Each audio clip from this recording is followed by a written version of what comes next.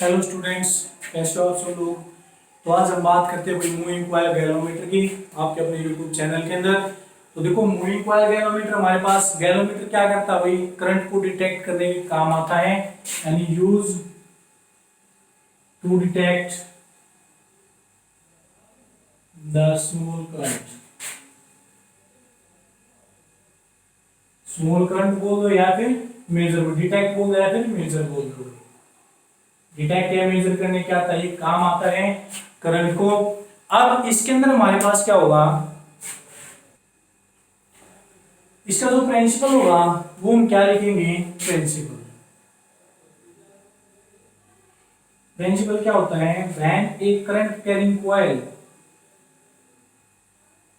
When A current carrying coil is placed in uniform magnetic field, in uniform magnetic field, then it will experience a torque। तो क्या करते हैं, torque को experience करते हैं, यानी जब हम एक करंट कैरिंग कॉइल को, रेक्टेंगुलर कॉइल को जब मैग्नेटिक फील्ड के अंदर रखते हैं तो उसके ऊपर क्या लगता है भाई, टॉर्क लगता है। तो चलिए इसकी कंस्ट्रक्शन देखते हैं कैसे होती है। देखो यहां पर हमने क्या लिया भाई, एक टॉर्जन हेड लिया है, इससे हमने क्या लिए, एक फोर्स ब्रोंज की जो स्ट्रिप होती है, एक वायर होती है, वो हमने यहां से ली। इससे लड़का जो यहां पर एक कंटिन्यू मिरर लगा दिया बीच में। क्यों लगाया, क्योंकि क्या करेगा, गैलोमीटर की जो रीडिंग आएगी वो हमें शो करेगा थोड़ी लार्ज स्केल में। फिर हमने पी क्या, वो आर एस क्या ली, कॉइल ली। इसके ऊपर हमने ऊपर की वायर क्या करवा दी, वाउंड। ऊपर की वायर किसके ऊपर वाउंड करवाई है, जो ये ब्लैक आपको रेक्टेंगुलर शेप में दिखाई दे रही है आपकी, ठीक है। यानी सर्कुलर, यानी ये जो आपकी शेप है भाई, जो ये कोर है, नॉन मैग्नेटिक मेटेलिक फ्रेम आपका, उसके ऊपर हमने पी क्या, वो आर एस कॉइल आपने क्या करवा दी, वाउंड करवा दी। और इसके अंदर जो एल दिखाई दे रहा है आपको, वो क्या आपकी एक सॉफ्ट आयरन कोर है, इसके अंदर हमने डाल दी। अब जो ये पी का वायर है, हमने कॉइल जब ये रोटेट करेगी तो ये इसके साथ अटैच नहीं होनी चाहिए आपकी सॉफ्ट आयरन कोर के ऊपर। आप ये रेक्टेंगुलर जो कॉइल है, इसको आप जिसके ऊपर हमने ये पी का वायर वाउंड करवा रखी है, इसको हमने यहाँ पर क्या लिया, सिलेंड्रिकल फॉर्म में लिया भाई। इसको आप सर्कुलर फॉर्म में भी ले सकते हो। अगर इसको आप क्या लोगे, इस तरह से इस फॉर्म के अंदर लेते हो जैसे हमने ले रखा है, तो जो आपकी सॉफ्ट आयरन कोर होगी वो क्या हो जाएगी, सिलेंड्रिकल फॉर्म के अंदर ले ली है। और अगर आप इसको सर्कुलर फॉर्म में लोगे तो सिलेंड्रिकल कोर आपकी किस में हो जाएगी, स्फेरिकल फॉर्म के अंदर आपने ले ली है। तो यहाँ पर हमने ये वायर वाउंड करवा दी हुई, इसका एक एंड हमने किससे जोड़ दिया, स्प्रिंग एस डैश, यानी एयर स्प्रिंग हम बोलते हैं। जब ये क्या होता है, जब इसके अंदर करंट आता है तो क्या दिखाएगा, ट्विस्ट दिखाएगा आपका। मैं बताऊंगा ये किस तरह से काम करेगा। हमने इससे जोड़ दिया और सेकंड एंड हमने किससे जोड़ दिया भाई, T2 से, ताकि जो आपके वायर है वो लूज ना हो। और इसका दूसरा एंड किससे कनेक्ट कर दिया हमने, T1 से। इस सारे अरेंजमेंट को हमने किसके अंदर रख दिया, मैग्नेट के नॉर्थ और साउथ पोल के बीच में। और फिर ऐसा करके इस पूरी को हमने एक नॉन मेटालिक फ्रेम से क्या कर दिया भाई, इवैक्यूएटेड करवा दिया। इसके अंदर हमने ये जो ये बाहर वाली जो बाउंड्री आपको दिखाई दे रही है, नॉन मेटालिक फ्रेम के अंदर हमने इवैक्यूएटेड करवा दिया, ताकि इसके ऊपर कोई इफेक्ट ना हो एक्सटर्नल सोर्स का हमारा, ठीक है। अब देखो ये काम किस तरह से करेगा। तो सबसे पहले हम बात करते हैं इसके अंदर मैग्नेटिक फील्ड आपकी कैसी होगी और ये किस तरह से आपका रोटेट करेगा। प्रिंसिपल और इसकी जो डेफिनेशन है वो आप सभी ने नोट कर ली होगी। तो देखो इसका जो डायग्राम है, इसको समझने के लिए हम इसका दूसरा डायग्राम बनाते हैं कि मैग्नेटिक फील्ड आपकी कैसे आएगी। अगर इस सारे अरेंजमेंट को हम ऊपर से देखते हैं भाई, ऊपर से देखेंगे तो आपको एक कॉइल दिखाई देगी ऊपर साइड से, और आपको ये क्या दिखाई देंगे, नॉर्थ और साउथ पोल आपको दिखाई देंगे। तो नॉर्थ और साउथ पोल आपको किस तरह से दिखाई देंगे भाई, और जो कॉइल आपकी हो वो किस तरह से दिखाई देगी। अब ये हमने क्या लिए हैं, सिलेंड्रिकल फॉर्म के अंदर हमने लेने हैं भाई। तो सिलेंड्रिकल फॉर्म में अगर मैं इसे दिखा देता हूं भाई आपको, नॉर्थ और साउथ पोल, ये हमने क्या ले लिया, नॉर्थ पोल ले लिया, और ये इसी तरह से हमने क्या ले लिया, ये साउथ पोल ले लिया भैया, ठीक है। और इसके बीच में हमने क्या रख दिया, अपनी कॉइल रख दी। कॉइल भी कैसे दिखाई देगी, देखो ये हमारे पास क्या है, सर्कुलर दिखाई देगी, और इसके ऊपर हमने क्या लगा रखी है, वायर बाउंड करवा रखी। तो इस शेप में हम इसको इस तरह से दिखा सकता हूं भाई मैं ऐसे, सर्कुलर शेप में हमने इसको लेना है भाई, इस तरह से ये। अब इसके अंदर हम अपनी कॉइल दिखाएंगे। कॉइल कैसे भाई, इस तरह से। ये हमने अपने क्या दिखा दी, कॉइल। ठीक है। अब इसके अंदर नंबर ऑफ टर्न्स ऐसे जा रही है इस तरह से। तो इसके अंदर देखो यहां से हमारे पास क्या होगा कि जो आपकी जो मैग्नेटिक फील्ड है कैसे जाएगी, नॉर्थ टू साउथ। अब जो मैग्नेटिक फील्ड जाएगी वो किसके ऊपर इफेक्ट डालेगी, कॉइल के ऊपर। तो कॉइल के अंदर से पास होगी भाई आपकी मैग्नेटिक फील्ड। तो magnetic field north to south जाएगी। तो मैग्नेटिक फील्ड आपकी कैसे जाएगी, इस तरह से। यानी यहां से निकल के यहां पर क्या कर जाएगी, एंटर कर जाएगी। ठीक है। अब ये कॉइल क्या होगी, रोटेट होगी। रोटेट होने के बाद मैं इस कॉइल की पोजीशन ऐसे कर देता हूं भाई कि ये इस तरह से आपकी रोटेट कर रही है। तो ये कॉइल हमने क्या करवा दी, रोटेट करवा दी। तो कॉइल इस पोजीशन से रोटेट होने के बाद आपकी कहां पर आ जाती है, इस पोजीशन के ऊपर आ जाती है। अब इसके अंदर मैग्नेटिक फील्ड कैसे होगी, यहां से मैग्नेटिक फील्ड जाएगी, इसमें से एंटर करेगी और कहां पर जाएगी, इस साउथ पोल के पास पहुंच जाएगी। ये हो जाएगा। अब फिर ये कॉइल आपकी क्या होगी, रोटेट होगी। नंबर ऑफ रोटेशन चलती रहेगी। तो नंबर ऑफ रोटेशन होने के बाद ये क्या होगी, ये यहां पर चली गई, इस तरह से रोटेट होगी। ठीक है। अब इसके अंदर से फिर आपकी क्या होगी, मैग्नेटिक फील्ड जाएगी। तो मैग्नेटिक फील्ड यहां से आएगी, इसके अंदर एंटर करेगी और यहां से क्या हो जाएगी, बाहर निकल जाएगी भाई आपकी।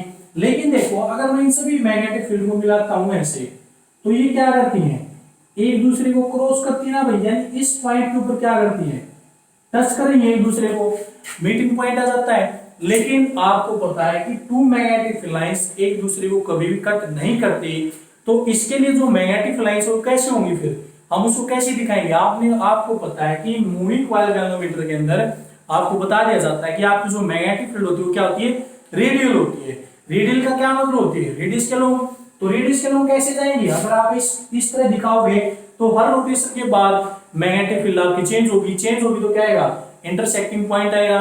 और वो इंटरसेक्टिंग पॉइंट आपकी डेफिनेशन के अकॉर्डिंग क्या होता है, गलत होता है। तो इसको दिखाने के लिए हम क्या करते हैं भाई, अब इस सारे अरेंजमेंट को मैं इसे दिखा सकता हूं कि इसकी जो मैग्नेटिक फील्ड है वो कैसे आएगी। अब ये दोनों क्या करें भाई, ये क्रॉस तो कर नहीं सकते एक दूसरे को। तो मैं क्या करता हूं, इस तरह से अगर मैं ये बनाता हूं एक कॉइल आपकी इस डायरेक्शन में, आपको सपोज करो हमने इस डायरेक्शन में इसको दिखाई, हमने रोटेट करवाया, तो अलग अलग पोजीशन के ऊपर हमारी क्या है, मैग्नेटिक फील्ड। तो ये मैग्नेटिक फील्ड कैसी होगी, ये डायरेक्ट ये तो ऐसी चली जाएगी वही। और ये मैग्नेटिक फील्ड आपकी इस तरह से, और ये मैग्नेटिक फील्ड आपकी इस तरह से। तो ये मैग्नेटिक फील्ड आपकी चली गई। अब देखो ये जो मैग्नेटिक फील्ड आई, अगर ये आई थी और यहाँ पर आई थी, ये मैग्नेटिक फील्ड यहाँ पर गई थी, तो ये सारी मैग्नेटिक फील्ड किसके अलोंग थी, इसकी रेडियस के अलोंग थी। और ये रेडियस के साथ कितना एंगल बनाती है, 90 डिग्री। ठीक है। तो ये आपने ध्यान रखना भाई कि इसकी जो मैग्नेटिक फील्ड आएगी वो क्या दिखाई जाएगी, रेडियल दिखाई जाएगी इस तरह से। क्योंकि हमने इसको ये आ तो यहां से रही, लेकिन कहां पर जा रही, इस तरह से। लेकिन क्या वही दोनों बीच में इंटरसेक्टिंग पॉइंट आएगा भाई उधर, और मैग्नेटिक फील्ड लाइन आपकी इंटरसेक्ट नहीं कर सकती। तो ये मैग्नेटिक फील्ड लाइन आपकी इस तरह से चली जाती है, ऐसे मूव करके। ठीक है। तो इसको हम बोल देते हैं रेडियल मैग्नेटिक फील्ड। तो ये हमारे पास क्या इसका डायग्राम है, और यहां से हमें पता लगता है कि इसके अंदर जो मैग्नेटिक फील्ड है वो क्या आएगी, रेडियल मैग्नेटिक फील्ड आ जाएगी भाई। अब देखो ये वर्किंग किस तरह से करेगा, कैसे इसके अंदर नंबर ऑफ ट्विस्ट प्रोड्यूस होंगी, तो उसके बारे में हम क्या करते हैं, बात करते हैं। इस डायग्राम को मैं रब कर देता हूं, और ये रेडियल फील्ड वाला आपका डायग्राम बनाना है भैया अपने पेपर में। अब देखो अगर हम मान लेते हैं जो पी क्यू आर स्क्वायर है, इसकी लेंथ हमने एल की इक्वल मान ली, जो पी क्यू के लोग है, ब्रेड हमने डी की इक्वल मान ली, एरिया हमने ए की इक्वल एज्यूम कर लिया। और मान लेते हैं इसके अंदर करंट कितना फ्लो करता है भाई, आई करंट इसके अंदर फ्लो करेगा। तो आपको पता है कि जब हम एक रेक्टेंगुलर कॉइल कैरिंग करंट को मैग्नेटिक फील्ड के अंदर रखते हैं तो उसके ऊपर क्या लगता है भाई, टॉर्क प्रोड्यूस होता है। और वो जो रोटेटिंग टॉर्क है या जो टॉर्क लगेगा वो कितना लगेगा भाई, आपने निकाला था कैलकुलेट करके, टाउ की वैल्यू कितनी आती हुई हमारे पास, N I B A sine theta. Theta की जगह हम यहाँ पर क्या लेते हैं, अल्फा। और मैक्सिमम कब होता है ये, जब अल्फा किसके इक्वल हो जाए, 90 डिग्री। तो आपका जो रोटेटिंग टॉर्क लगेगा वो क्या हो जाएगा, N I B A. Equation number first आ गई भाई। अब देखो ये हमारे पास पी क्या हुआ, क्या है, एक रेक्टेंगुलर कॉइल है, इसके अंदर करंट है। तो जब इसको मैग्नेटिक फील्ड के बीच में रखेंगे तो क्या करेगी, ट्विस्ट प्रोड्यूस करेगी भाई, इस तरह से रोटेट करेगी। इसके अंदर रोटेशन की वजह से इसके अंदर ट्विस्ट आएगी। यहाँ पर जो आपका स्प्रिंग लगा हो वो क्या हुआ, वो भी ट्विस्ट करेगा। ये कब तक ट्विस्ट करेगा, जब ये बिल्कुल क्या हो जाएगा, टाइट हो जाएगा। टाइट भी होने के बाद ये क्या करेगा, वापस से अपनी नॉर्मल स्टेज के अंदर आएगा, तो वापस अपनी नॉर्मल पोजीशन के अंदर क्या करेगा, ट्विस्ट करेगा। जैसे आपने एक रस्सी लेते हो, उसको यहाँ से आपने लटका दिया, उसको आप ट्विस्ट करते जाते हो, जब उसके अंदर मैक्सिमम ट्विस्ट प्रोड्यूस हो जाती है तब उसको छोड़ोगे आप, तो वो अपनी नॉर्मल पोजीशन के अंदर वापस उल्टी पोजीशन में क्या करती है, ट्विस्ट लेती है, यानी उसके अंदर क्या होता है, आपका रिस्टोरिंग टॉर्क लगता है। तो ये स्प्रिंग भी उसी तरह से काम करता है। यहाँ पर आपकी नीडल होती है, जब ये ट्विस्ट करता है तो नीडल आपकी क्या करती है, डिफ्लेक्शन शो करती है, ठीक है। और जब ये क्या होता है, इसके अंदर करंट चला जाता है तो अपनी नॉर्मल पोजीशन के ऊपर आ जाता है, ये अनट्विस्ट हो जाता है। तो इसके अंदर दो फोर्स लगते हैं, एक रिस्टोरिंग फोर्स लगता है और एक क्या लगेगा, रोटेटिंग फोर्स। रोटेटिंग फोर्स होगा उसको हम किसका नाम दे देते हैं, टाउ का, यानी टॉर्क बोल देते हैं। और जो रिस्टोरिंग फोर्स होगा उसको भी मैं बताऊंगा कि किस तरह से बोला जाएगा भाई। तो इसके अंदर हमारे पास क्या लग गया, जब ये इसके अंदर ट्विस्ट आएगी तो टॉर्क कितना लगा भाई, NIBA के इक्वल। अब देखो इसके अंदर मैं मान लेता हूं थीटा मेरे पास क्या है, number of twist produce, twist produce, कि इसके अंदर हम मान लेते हैं कि थीटा क्या होती है भाई, नंबर ऑफ ट्विस्ट प्रोड्यूस होती है, इसके अंदर इतनी ट्विस्ट ये लेगा। और के मैं मान लेता हूं भाई कि restoring force, restoring force per unit twist, कि एक यूनिट ट्विस्ट के ऊपर आपका के रिस्टोरिंग फोर्स लगता है और थीटा हमारे पास क्या है, इतनी ट्विस्ट वो लेता है। अगर एक ट्विस्ट के ऊपर के रिस्टोरिंग फोर्स लगता है तो थीटा ट्विस्ट के ऊपर कितना रिस्टोरिंग फोर्स लगेगा भाई। तो यहां पर हम बोल सकते हैं कि total restoring force, total restoring force, तो टोटल रिस्टोरिंग फोर्स आपके पास क्या हो जाएगा भाई, के लगता है आपका एक ट्विस्ट के ऊपर रिस्टोरिंग फोर्स, थीटा उसने नंबर ऑफ ट्विस्ट ली, तो टोटल रिस्टोरिंग फोर्स कितना हो जाएगा, के इनटू में थीटा। तो टोटल रिस्टोरिंग फोर्स हो गया। अब देखो भाई ये जो टोटल ये रिस्टोरिंग फोर्स है, ये हमारे पास क्या है, रोटेटिंग फोर्स है। तो इक्विलिब्रियम के अंदर जब ये आएगा तो अपनी नॉर्मल पोजीशन के ऊपर आके रुकेगा, एक बार तो ट्विस्ट करेगा, लेकिन जो रिस्टोरिंग फोर्स है इसको क्या करेगा, वापस पोजीशन पे ले आएगा। तो जितना इसके अंदर टॉर्क प्रोड्यूस होगा उतना ही इसके अंदर क्या होगा भाई, रिस्टोरिंग फोर्स प्रोड्यूस होगा। तो दोनों क्वांटिटी हम यहाँ से क्या कह सकते हैं कि ये दोनों क्वांटिटी आपकी क्या हो जाएगी, इक्वल हो जाएंगी भाई, ठीक है। अगर मैं इन दोनों क्वांटिटी को क्या करते हैं, इक्वल पुट करते हैं भाई, तो यहां से आपका क्या आएगा, from equation first and second, first और सेकंड से निकालोगे तो ये आपका रोटेटिंग इफेक्ट है, ये आपका क्या है, रिस्टोरिंग इफेक्ट है। तो यहां से आपका हो जाएगा rotating force, rotating force is equal to restoring force, restoring force, क्योंकि तभी आपका क्या करेगा, काम करेगा, अपनी नॉर्मल पोजीशन के ऊपर आना जरूरी होता है भाई। तो यहां से इन दोनों को क्या करते हैं, इक्वल पुट कर देंगे, तो यहां से हो जाएगा NIBA इज इक्वल टू किसके इक्वल होगा भाई, के थीटा के हमारा इक्वल हो जाता है। अगर हम यहां से करंट की वैल्यू निकालते हैं कि इसके अंदर हम कितना करंट देंगे उसके हिसाब से कितनी रोटेशन आएगी, तो यहां से करंट की वैल्यू क्या हो जाएगी, के थीटा डिवाइड बाई NBA। अब हमारे पास ये करंट की वैल्यू आ गई, तो देखो यहां से अगर मैं मान लेता हूं कि लेट जो आपकी के डिवाइड बाई NBA है उसको मैं किसके इक्वल एज्यूम कर लेता हूं, G के इक्वल एज्यूम कर लेता हूं भाई। और G मेरे पास क्या है, गैल्वेनोमीटर कांस्टेंट, हम इसको बोल देते हैं G आपका क्या हो जाएगा, गैल्वेनोमीटर कांस्टेंट, ठीक है। तो ये गैल्वेनोमीटर कांस्टेंट हो गया। अब हम यहां से इसको रब कर सकते हैं भाई, ठीक है। देखो ये मैं NBA यहां पर कहीं पर हमने इसका यूज नहीं किया, लेकिन जब हमने रोटेटिंग ये हमने की थी rectangular coil carrying current in magnetic field, जब हमने करंट कैरिंग कॉइल को मैग्नेटिक पोल के बीच में रखा था तब हमने ये चीजें एज्यूम की थी। तो इसलिए हमने ये चीजें यहाँ पर एज्यूम करनी जरूरी है कि यहाँ पर जो P का वायरस कॉइल है उसकी लेंथ ब्रेड्थ एरिया करंट हमें एज्यूम करना पड़ेगा, तब ये क्या करेगा, काम करेगा आपका। तो देखो यहाँ से इसको मैं क्या कर देता हूँ, रब कर देता हूँ।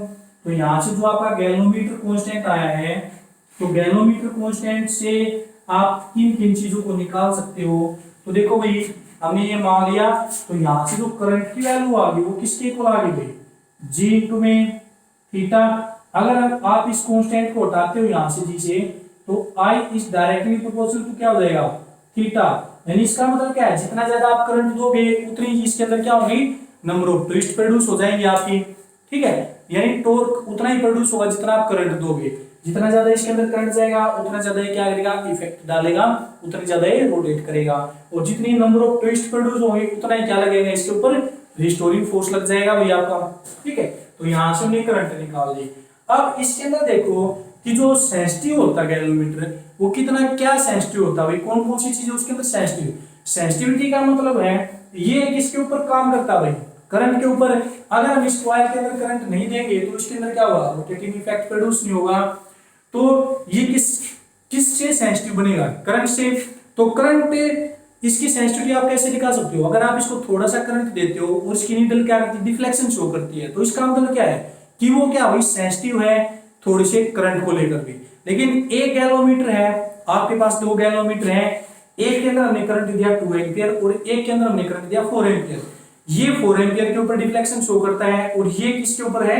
2 एम्पियर के ऊपर डिफ्लेक्शन शो करता है। तो ज्यादा सेंसिटिव कौन हुआ भाई? 2 एम्पियर वाला। इसके अंदर थोड़ा सा करंट गया तब इसने क्या कर दी? डिफ्लेक्शन शो कर दी। और इसके अंदर 4 एम्पियर गया, यानी इससे हमने डबल दिया इसके अंदर करंट, तब इसने क्या की? Deflection show. तो ये क्या है? ज्यादा सेंसिटिव और ये क्या है? कम सेंसिटिव। तो सेंसिटिविटी हमारे पास क्या होती है कि वो कितना रिस्पोंड करता है जब हम इसके अंदर इनपुट देते हैं, वो क्या आती है? उसकी सेंसिटिविटी आ जाती है। तो अगर हम इसकी करंट सेंसिटिविटी निकालते हैं भाई, ये करंट सेंसिटिविटी,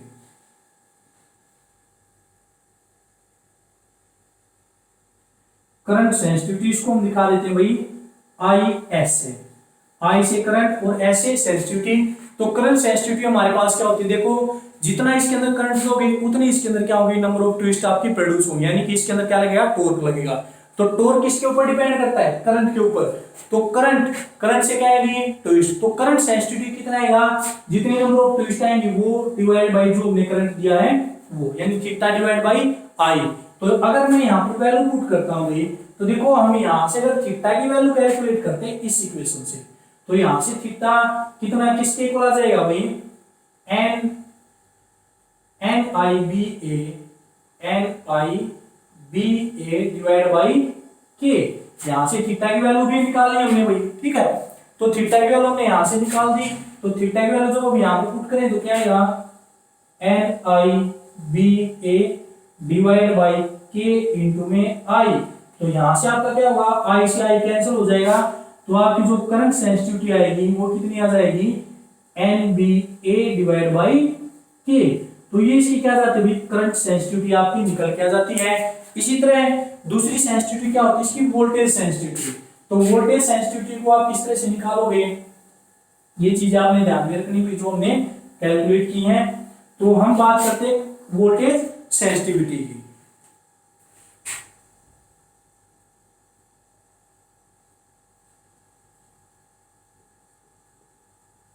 वोल्टेज सेंसिटिविटी इसको हम वीएस से दिखा देते हैं भाई। तो वीएस आपके पास क्या हो जाएगा? देखो, करंट और वोल्टेज, ठीक है। करंट दोगे तब भी इसके अंदर ट्विस्ट प्रोड्यूस होगी, वोल्टेज अप्लाई करोगे तब भी क्या होगा? एक तरह से करंट ही फ्लो करेगा आपका। तो वोल्ट उसके अंदर भी क्या आएगी? नंबर ऑफ ट्विस्ट प्रोड्यूस होंगे आपकी। तो यहाँ पर हम क्या कर देंगे? Number of twist divide by voltage.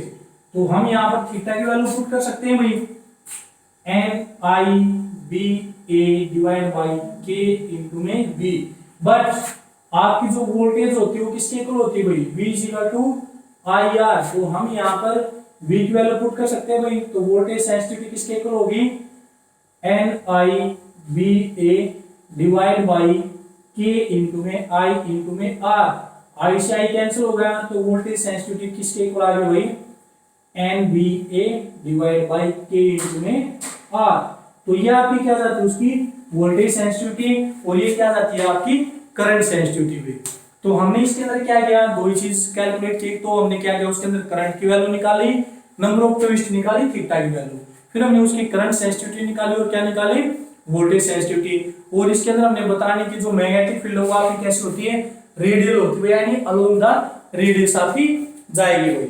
अब इसके अंदर देखो हमारे पास है और क्या होता है भाई कि जो इसकी सेंसिटिविटी होती है गैल्वेनोमीटर की, वो किन किन चीजों के ऊपर डिपेंड करती है अगर हम इसकी बात करते हैं तो इसके अंदर देखो भाई हमारे पास अगर सेंसिटिविटी की हम बात करते हैं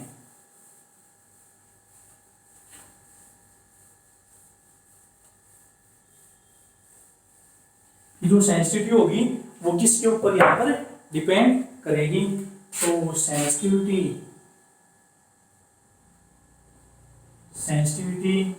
डिपेंड्स अपॉन एंड